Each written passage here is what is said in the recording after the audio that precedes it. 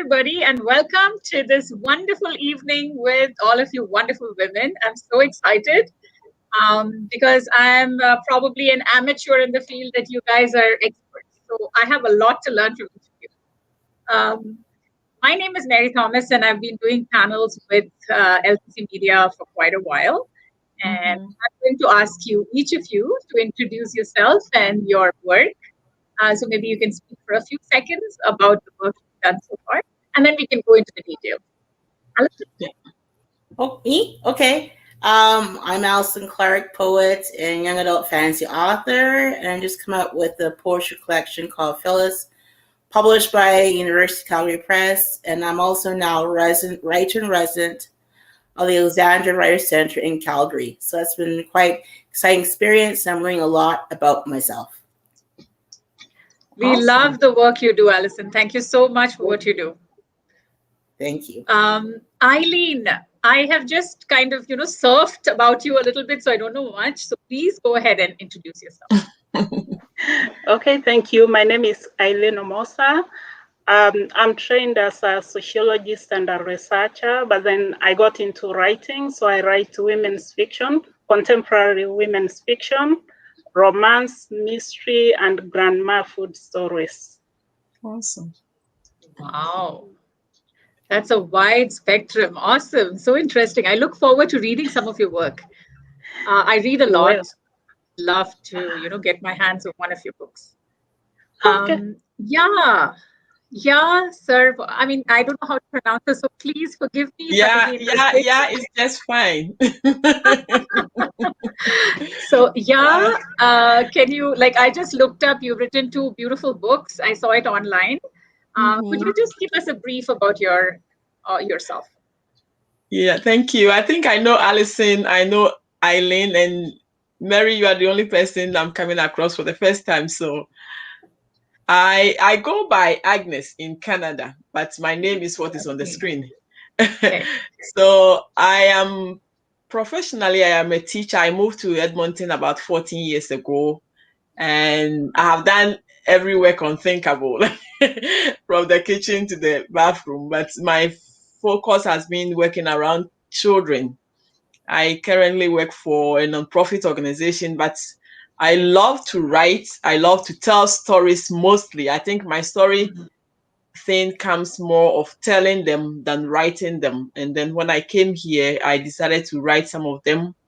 I captured some of them in poems, most of them in children's stories, and others in my own mother tongue as a drama. And with the COVID, I think I am spending more time reviewing some of the stories that I have piled up, trying to bring them up and work and school. So yeah, it's been busy. Wow. Yeah, you are a busy lady for sure. I mean, managing a full-time job and then doing writing on the side, I don't know how you do it. Okay. It's fun. I know that all of you are people from outside this country and you've immigrated here.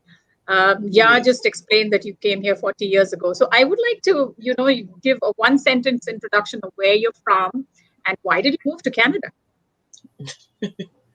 I guess first, I think let's go in the same order, like Alison, Eileen. Right. Yeah. Well, I'm multiplicitous in ethnicity, but the story would go back to Genesis from my parents. They're from the West Indies. So they emigrated to England, like a lot of West Indians, for work. They trained as nurses. That's where they met, at my mom's nursing school. They got married and had me. And then all 3 of us emigrated to Canada because back in the 70s, there was a huge demand for nurses to go in the outlying areas of rural Alberta. So they started out in Ponoka. And then later we moved into Edmonton. So Genesis nursing, like a lot of West Indians. And so that's why we came here. So I'm both British in origin and West Indian, Jamaican, Bajan, a whole mix, Jamaican, Chinese. Oh my goodness. Jamaican, Chinese, a whole mix of plethora of different Tennessees. Also, that's me. That's a lot of color. There you go. Thanks, Alison. That is a wonderful introduction. Eileen? I was born and brought up in Kenya. That's in Eastern Africa. That's where I grew up. I went to school, I worked. And then just before 2005, because the type of work I used to do involved traveling. I worked in the environment and development sector, and after a number of years, I was like, you guys have seen the world. Can we go out somewhere and discover?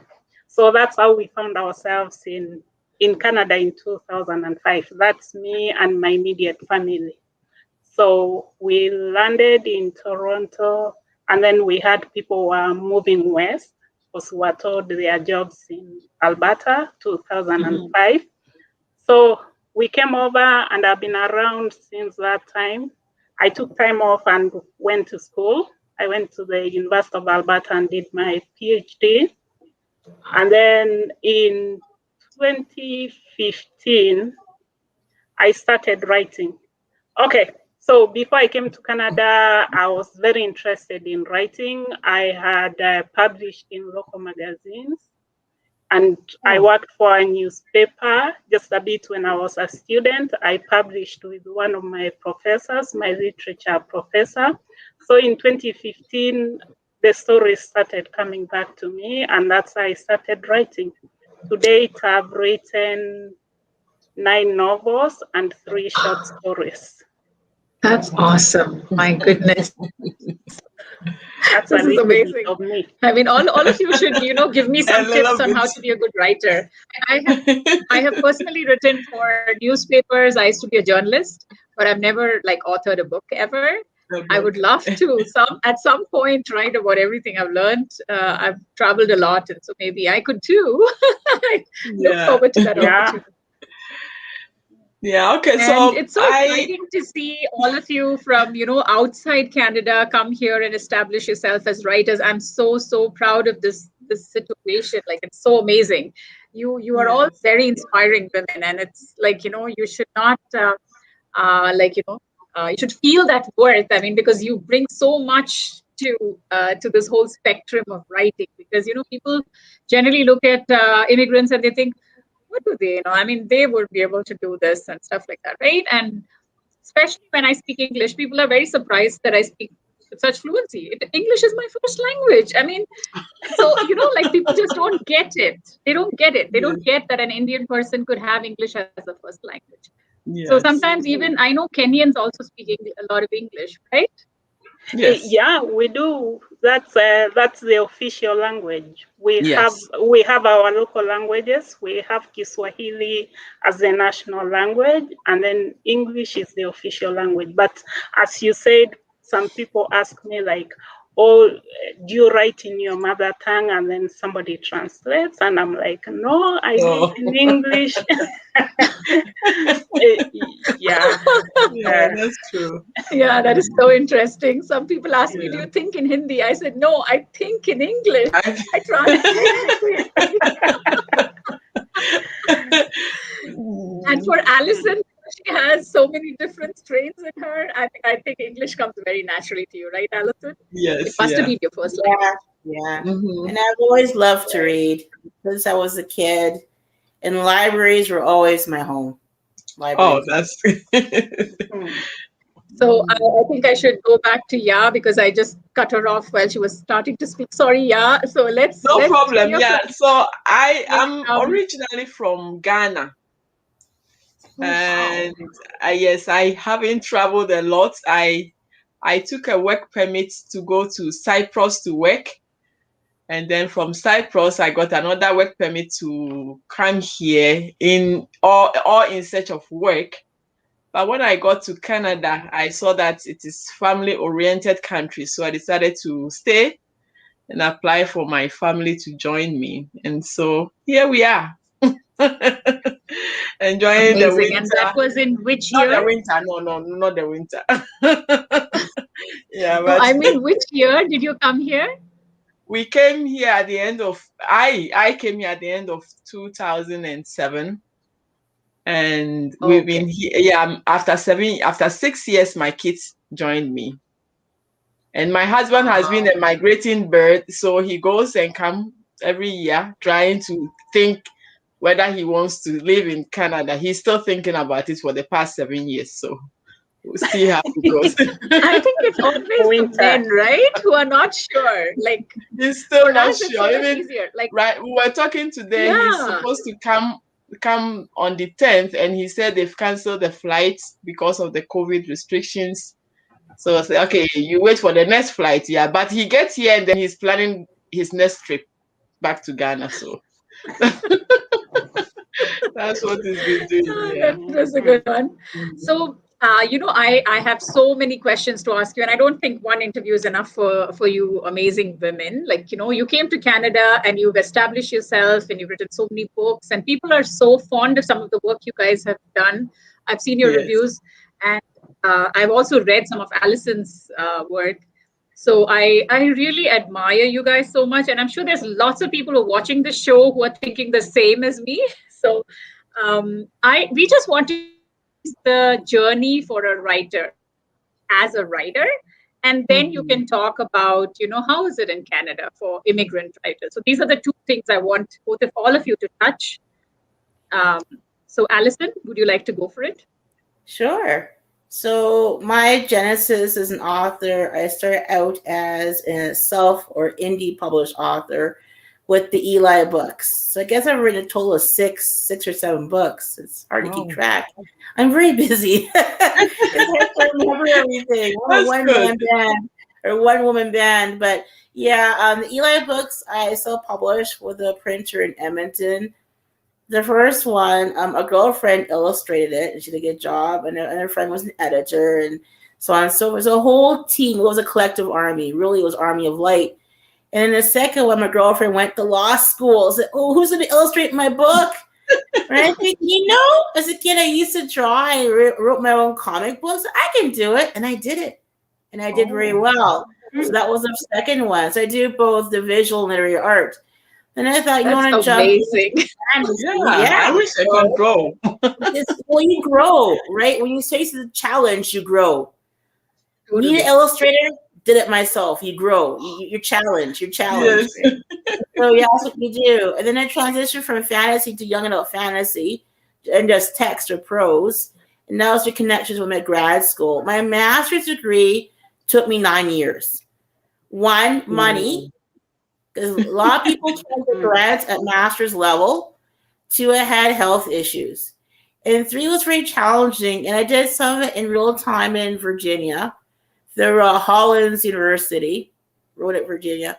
And then the rest online. And again, money. It's American money. And with exchange rate with the Canadians, not very good. So it took me 9 years. Wow. But I think with that endeavor, it was worth it. It showed me the caliber of my character, how I need to persevere. And I remember my great-great-grandmother telling all of us, Clarke, she said, the race is not for the swiftest. Yes. It's for those who endure. Endure, yeah. All must endure. And especially as people of color, we have to endure. And I remember at 6, I knew it would be harder for me as a child of color to do anything, to achieve anything as a grown-up. I knew already. And I remember one of my cousins, his mom told him, you are going to have to work harder as a person of color to achieve any goal. Yes. And that is the reality. And we all know this here, right? And the people watching. So that's one of the advice or recommendations I have for people. No matter what endeavor or path you're on, to endure. Persevere and endure and set your foot on the path. And that's what I've done. And then for the Sister Trilogy, I won 2016 Writer of the Year. And now Phyllis, published by University Calgary Press last year.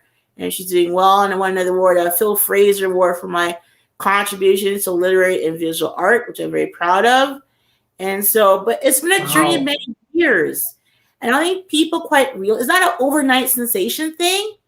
This is an odyssey of years, like going back decades. Yes. Decades, years. Yes. And it's a lot of work, which I think people need to realize. Nothing you do is like flash. You made it. It takes a long time. It takes years. Exactly. So that's what I have to say. Yeah. That's great. And Alison, would you like to also share how different is it as an immigrant? Like, what would you say are the privileges you did not enjoy because you weren't white and mainstream? I think being a child of color, again, you have to prove yourself more. Yes. And you have to work harder than other people from different backgrounds. And that is reality. It's unfortunate. I think as children of color, we grow up faster because we experience and see things other children from different backgrounds don't. So at 6, I knew already that the dream would be harder for me because of the color of my skin. I knew already at 6. My cousins knew. Wow. The mom warned him at a young age, as a child of color, a Black child, you're going to have to work harder. No matter what kind of credentials you'll have, you have to work harder. And that is the reality for all of us. And I just put that forward. As people of color, we have to strive and work harder. And that is a reality. So, we just got to keep striving. It's not easy. It's not been easy for me, for my parents who came here as nurses. I could tell a lot of stories of what they experienced as Black people here. It was not easy for them here either. And when we came to Alberta, there weren't many people of color. There weren't many of us at all when we came. Yeah. Not many of us. And that's another battle and challenge that we had to endure and experience. So I say to everyone, immigrant, person of color, you just have to believe in yourself. Surround yourself with allies and people who believe in you, and do the best you can and don't give up. Because when you give up, that's a defeat. Do not give up and persevere. And if something else doesn't work out, try something else. You'll get there in the end anyway. Awesome. Awesome. Alison, I feel like clapping right now. Thank you for that. So now we're going to go to Eileen. Each of you have such amazing stories. Wow. Eileen, would you like to share your journey as an author in Canada? Just before I talk about my journey, I'm like, I miss so much meeting with Alison at live events. Mm-hmm. I was looking at you, from here, and then I remember the events where we met and you talked about books, and I'm like, okay. For me, my journey of writing and publishing, independently published, so I've not had a chance to go through a traditional publisher, as we call them, partly because I've not made that effort. And part of the reason why I've not done that, it's as I was doing my research, writing my first book and doing research, and heard stories from people in different writers groups, then I was like, do I really want to go this journey of writing so many letters and getting rejections? From there, I thought the independent way was easier. I got into it, and then it started getting harder in that I had to pay the editor, I had to pay the proofreader, pay the cover designer, do my own marketing. So on one side, it's really been a hard journey, but then on the other side, I'm like, I've learned so much, in this very short time. So today, Eileen, would you like to take a class for me? Pardon me? Would you like to take a class for me? Anytime. Anytime, I would like to do that. This is amazing. Yeah. You guys are just so awesome. If I had a hat, I would have tipped it. Yes. So this was my first novel, the one that I wrote. It used to have a different cover. I changed the cover not too long ago. Mm-hmm. So The Girl Who Left the Village. Most of the books I write are set in Kenya, and I'm looking at the African girl who has gone to school. So I look at their journey of becoming career women. Mm-hmm. How do they balance demands of their career, and then at the same time being African girls, even though we've gone to school, at the end of the day, you are expected to behave as an African girl. Mm-hmm. So most of my stories are about that. What's the journey of these women? So for the first, I have a trilogy. This lady, I call her Sophia. So I follow her Wow. from when she leaves university, Oh, getting into marriage and trying to settle down. So for Oh, this that's trilogy, beautiful. I call that's it, beautiful. thank you, I call it an African woman's journey, looking at the different stages of life. I use fictional characters, but looking at the different stages of life, what would it look like? You know, because when we were being encouraged to go to school, it was like, oh, after you go to school, all your problems will be solved. You'll have money, you'll be. Yes. But then when Job. later on, I started looking back and I'm like, is it? So sometimes I even ask people like, do you think life would have been much better if we did not go to school? Because Yeah. now you go to the office, you are expected, you know, to work like everybody else, and especially being in Canada where, you know, in the public space, we are supposed to behave like we are all the same, men Yeah. and women. So you go there, you really have to, it's not that we are not capable, we are very capable, but you go there, you're expected to do all the work in the office, you come back home, you're expected to go to the kitchen To the or slave, to yeah. plan, be like, where are the children? So those are some of the issues that my books Yeah, deal but you with. know, it's the same in many Eastern cultures too. It's the same. Yes. Like Yeah. in Indian culture, it's the very same. Men Yes. Oh, somehow yeah. like they can come back from work and they can sit on the couch and read the newspaper, but And then we you have to have to get go the there. food ready, put it on the table, right? So Mhm. It's true. Actually, my next books might be looking at when we are now in Canada. But before that, I have another series where I'm looking at the girls and boys or men and women who come from well-off or wealth families, because mhm. normally we imagine that they have an easier life, especially for the women. So I'm looking at that question of, is it really that if you have money, then everything else is okay, especially when it comes to the women? So I'm looking at that and I call it to love outside the club, like really what happens if you fall in love with somebody not from a wealth Yes. family or not from yeah. So as you see, most of my writing focuses on social issues because I'm trained as a Wow, sociologist. Yeah. how So for interesting. me, Wow.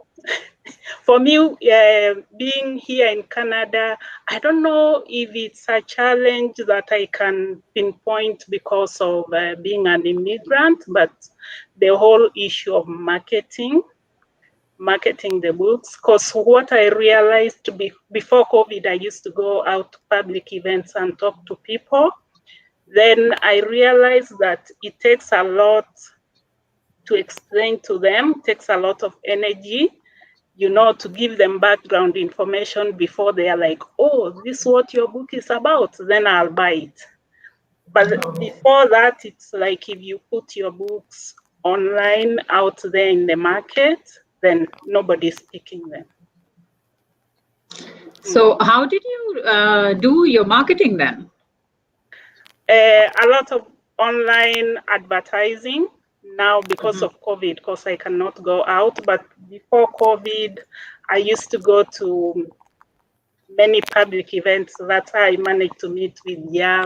Alison, with you, because I used to attend the events and have a table and talk about my books. I used to attend farmers markets. Mm-hmm. And all the summer outdoor events, I would be there with a table, talking to people not only about my books, but also about, you know, they have questions about Africa, being an Yes. African girl. So I had a chance through that to be able to talk about my books. But as of now, it's getting the books to the bookstores. I've put them in a few bookstores in Edmonton and then advertising online. Yeah. Let me also hear your story before I say anything else, because I have a few suggestions maybe which might help. I don't know whether you're aware of it already.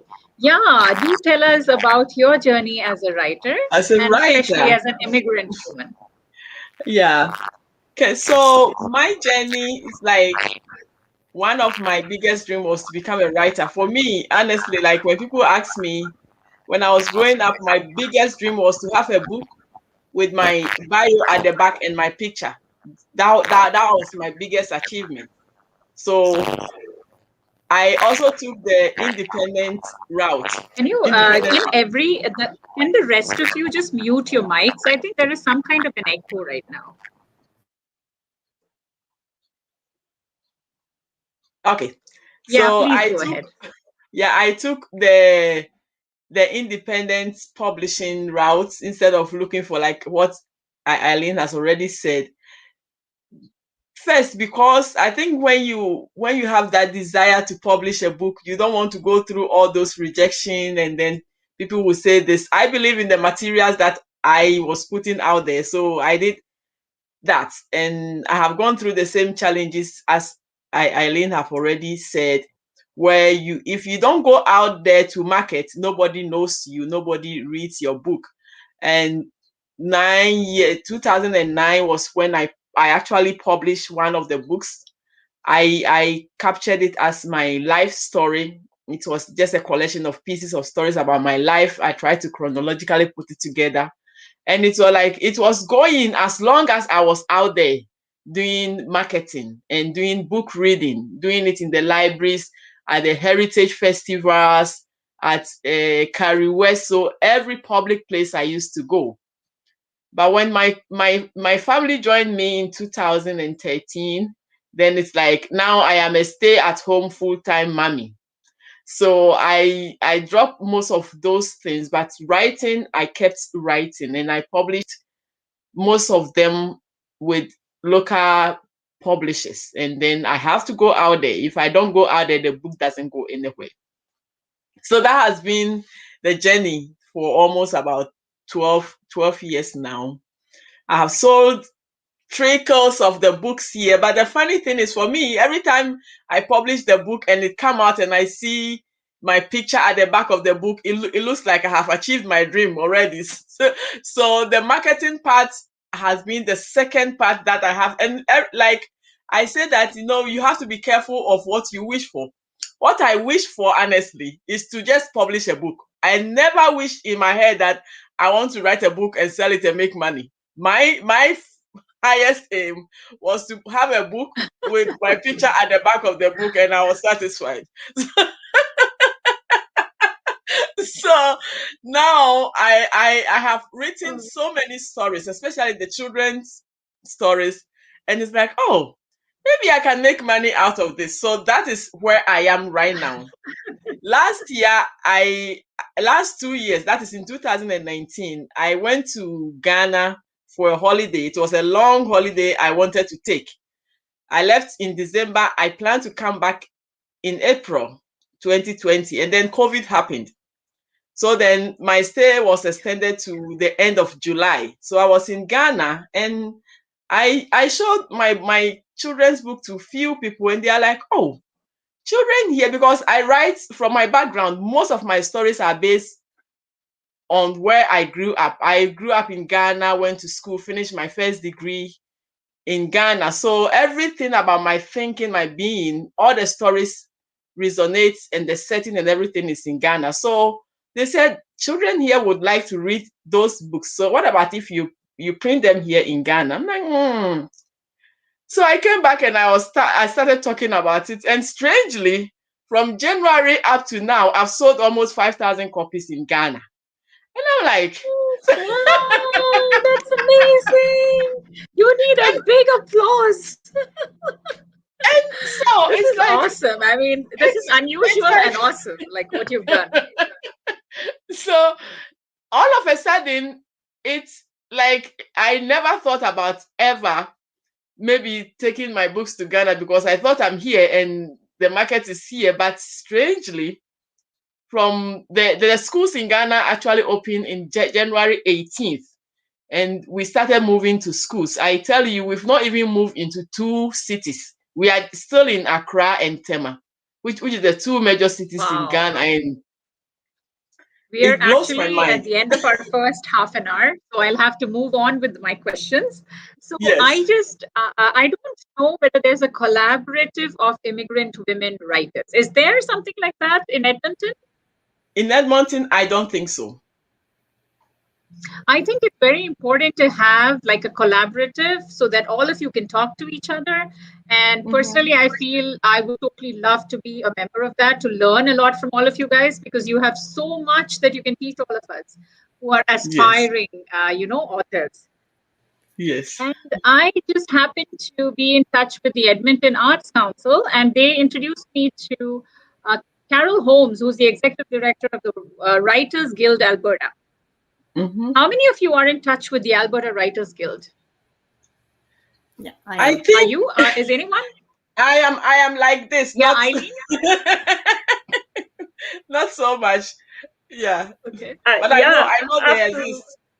Up to last year, I used to be quite active there, especially for their meetings and the library meetings. In the various libraries, we had writers groups, so we could meet at the Edmonton Public Library and talk about writing. And so I used to participate in that a lot. And then with COVID, we moved online. And now that everybody has moved online, it's like too many meetings. Yeah, that's right. But did you feel at some point that it really helped you, the association?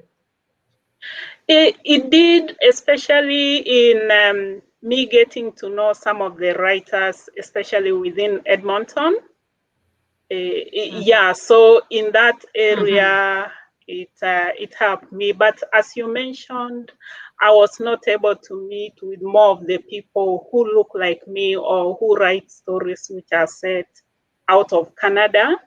So yeah, that would be great to, for us to have a group and talk about that. And actually, now that you mentioned that, I've already started circulating information, asking young people from Africa who has a story and they would like to write.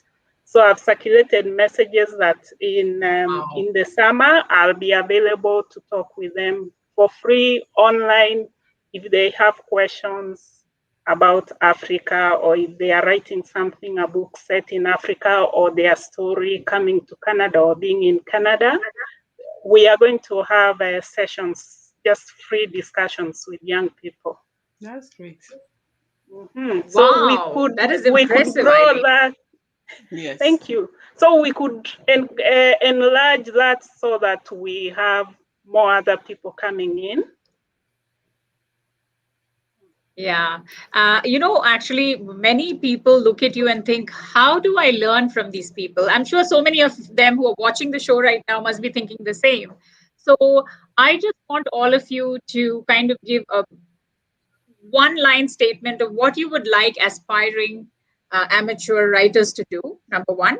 And second thing is, if they want to approach you, would you be open to that, and how they can approach you? Let's start with Alison. I think connecting, becoming a member of the Writers Guild is very useful, because you get that e-newsletter, I think bi-monthly, and it's kind of a list of possible publication opportunities, online writing circles.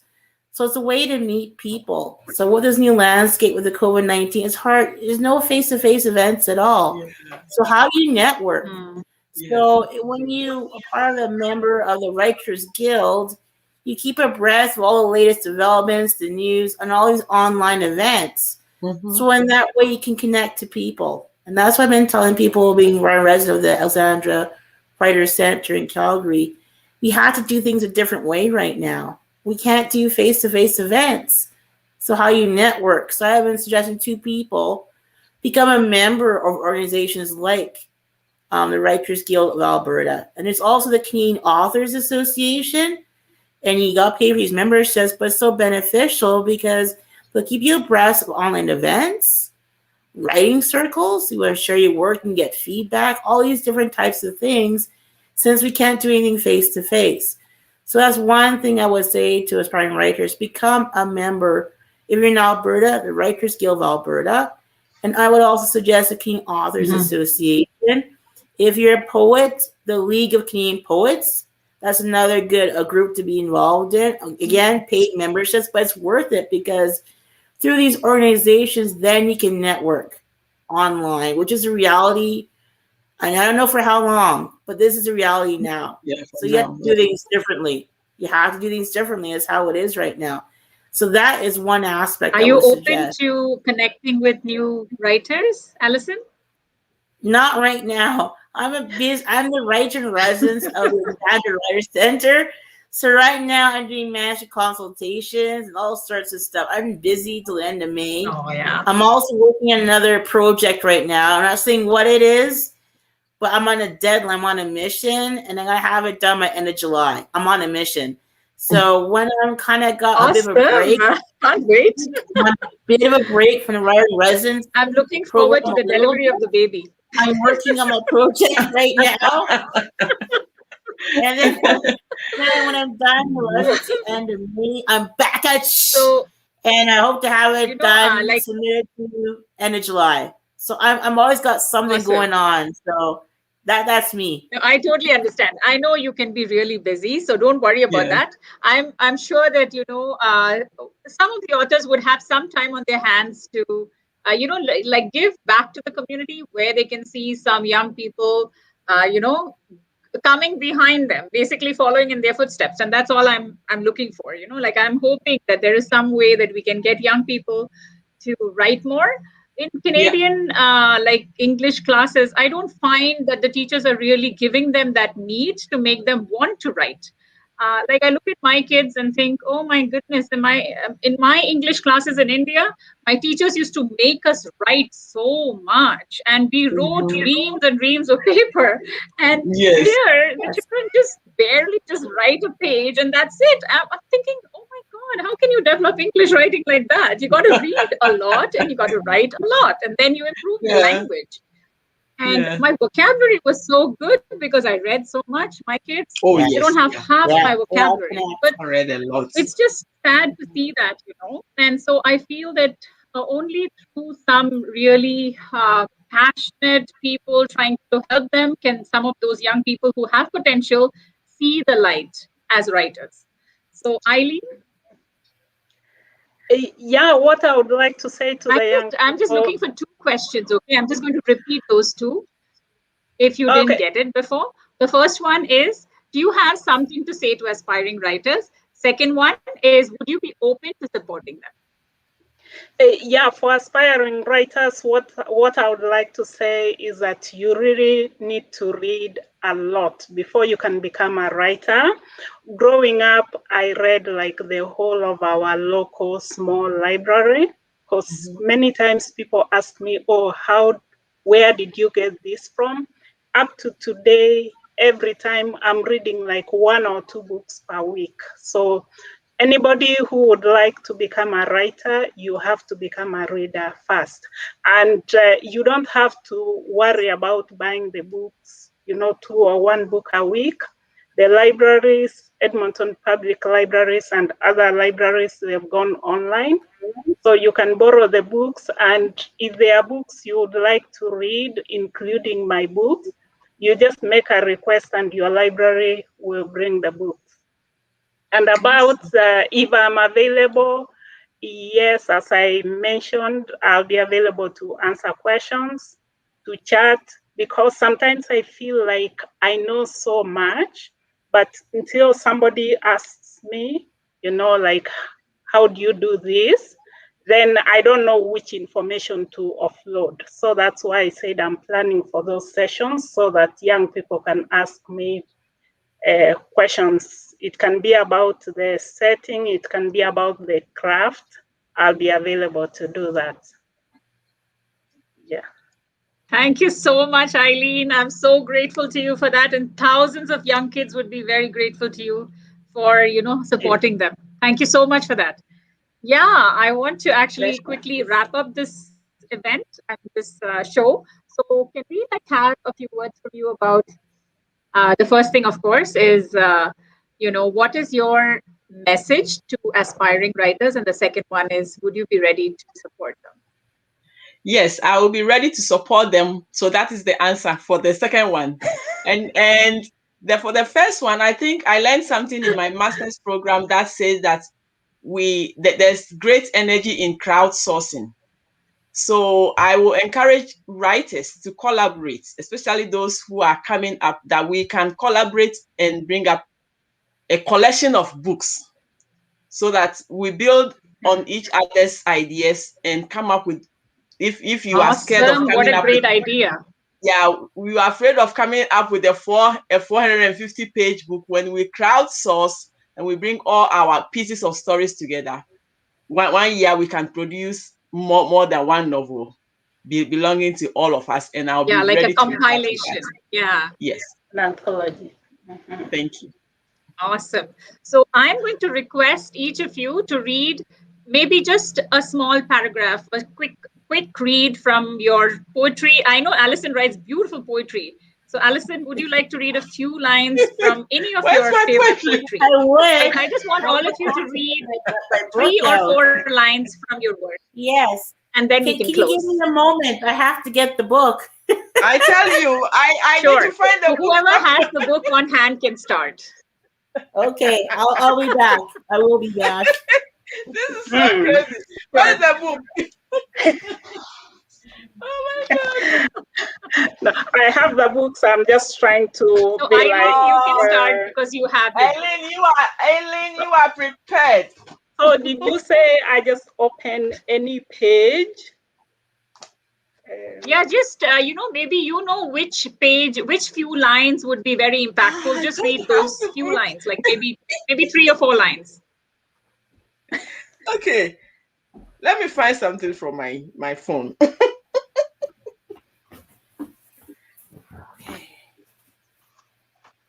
Oh my goodness. I have so many books here and I'm like, I can't find a place to read.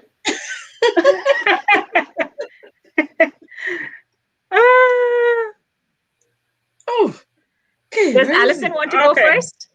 Oh, sure. I'm ready. I got the book. So this is from Phyllis. And it's gone number 1 twice on Amazon.ca. Who knew? So she's doing quite well. Wow. And she's the first African American to publish a book of poetry. And she was a slave, publishing in 1773.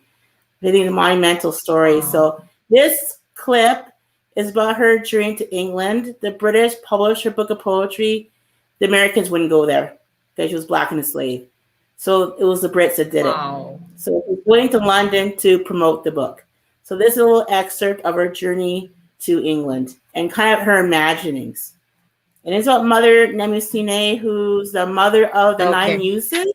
And she's the goddess of memory.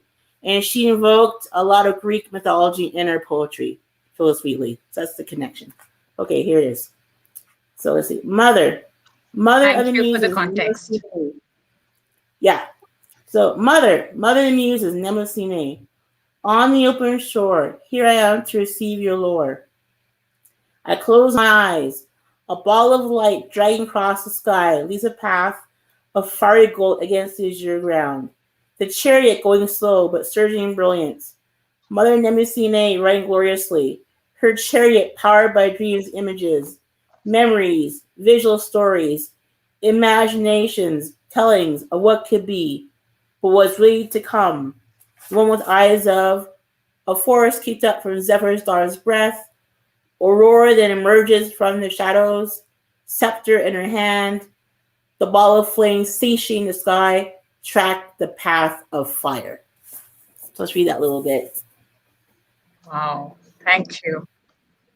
You're welcome. Beautiful.